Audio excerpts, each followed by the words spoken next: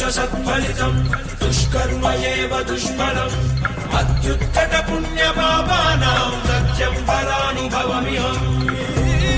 ఋషికొండ దేవతలు అక్కడ ఇచ్చేశారు, మెడిటేషన్ చేసి అక్కడంతా నివసించిన ప్రదేశం మనం చెప్పుకుంటే ఆ ప్రదేశంలో పోయి ప్యాలెస్ కట్టుకోవాలని, ప్యాలెస్ కట్టి నేను బ్రహ్మాండమైన ప్యాలెస్లు కట్టానని చెప్పుకున్న పరిస్థితికి వచ్చారు. అక్కడ కూడా ఢిల్లీలో శేష్ మహల్ ఇదే మరిగా పెద్ద లగ్జూరియస్ ప్యాలెస్ కట్టారు. అక్కడ ప్యాలెస్ లేకపోలేదు, ఇక్కడ ప్యాలెస్ లేకపోలేదు. This is where public are very intelligent.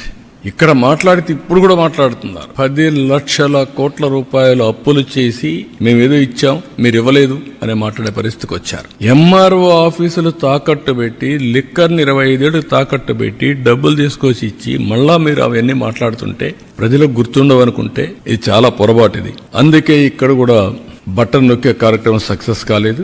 ఢిల్లీలో కూడా ఏవైతే ఫెయిల్డ్ మోడల్స్ ఉన్నాయో ఆ మోడల్స్ కూడా ప్రజలు ఆమోదయోగ్యం చెప్పలేదు. 27 years కి ఆ ప్రభుత్వాన్ని పంపించి చేసే పరిస్థితికి వచ్చారు. కానీ బాధ ఏంటంటే నేను ముందు ఒక డేటా మీకు చూపించాను. ఈ డేటా ప్రకారం ఏం జరిగింది అని చూస్తే యాస్పిరేషన్స్ ఆఫ్ పీపుల్ టోటల్ గా ఆవిరైపోయినాయి. కోరుకున్నారు మాకు సంక్షేమం కావాలి, అభివృద్ధి కావాలి, ఉద్యోగాలు కావాలి అని కోరుకున్నారు. ఓటేసిన పాపానికి వీళ్ళు కాటేసే పరిస్థితికి వచ్చారు. వాళ్ళ భవిష్యత్తునే కాటేసే పరిస్థితికి వచ్చారు. ఇప్పుడు దాంతో ఏమైంది? ఈ రోజు వీళ్ళందరి భవిష్యత్తు చూస్తే వాల్యూ ఆఫ్ టైం నిన్న రాదు, 1 సంవత్సరం టైం పోయినాక రాదు. విలువైన కాలాన్ని పోగొట్టుకున్నాం.